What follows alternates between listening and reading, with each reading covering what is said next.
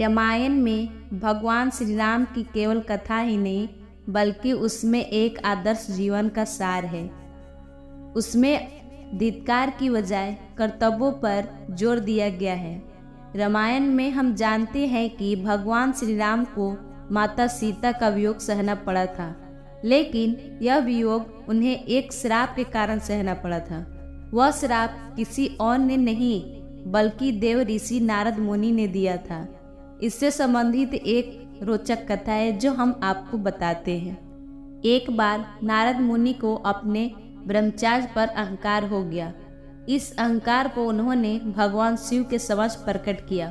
उन्होंने महादेव के समक्ष यह कहा कि मेरा ब्रह्मचार्य इतना अटूट है कि इसे स्वयं कामदेव भी नहीं तोड़ पाए। इस पर भगवान शिव ने उनकी प्रशंसा की, परंतु उन्हें इस बात को लेकर भी चेताया कि इस बात को आप अभिमान में आकर भगवान विष्णु जी के सामने न कहें।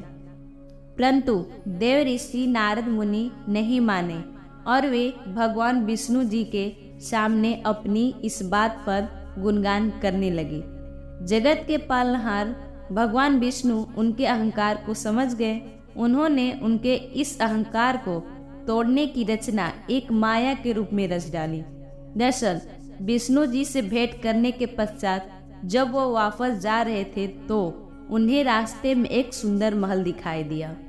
उस महल में विष्णुमोहिनी नाम की राजकुमारी के स्वयंवर की तैयारी चल रही थी। जब नारद मुनि ने राजकुमारी के रूप को देखा तो वह उस पर मोहित हो गए। वे इस स्वयंवर में हिस्सा लेने के लिए एक अच्छा और सुंदर रूप चाहते थे।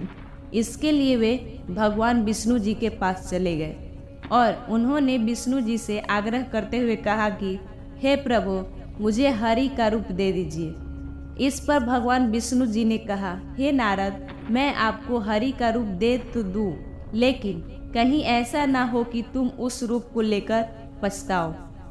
दरअसल नारद जी नहीं जानते थे कि हरि का एक रूप वानर का भी है। अब उन्होंने वही रूप नारद को दे दिया, लेकिन इस बात से अज्ञानी नारद राजकुमारी विष्णुमोहिनी के स्वयंवर में हिस्सा लेने पहुंच गए। जब राजकुमारी वरमाला लेकर सभा में उपस्थित हुई तो नारद के बंदर वाले मुंह को देखकर बेहद हंसने लगी। उनके रूप का सभा में उपहास उड़ रहा था।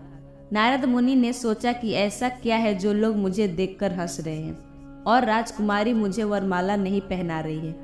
तभी उस सभा में स्वयंवर विष्णु जी पधारे और राजकुमारी ने उन्हें अपना वर चुन लिया।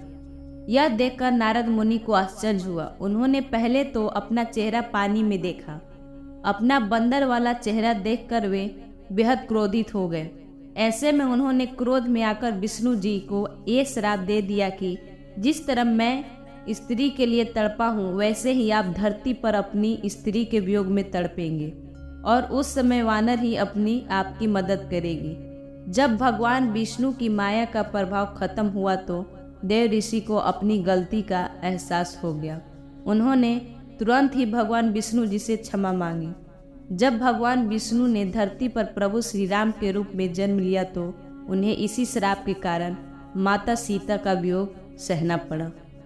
दोस्तों, हमारे द्वारा दी गई जानकारी अगर आपको अच्छी लगी हो तो कृपया कर मेरे चैनल को लाइक, सब्सक्राइब करें और कमेंट कर मेरा हौसला बढ़ाएं। धन्यवाद।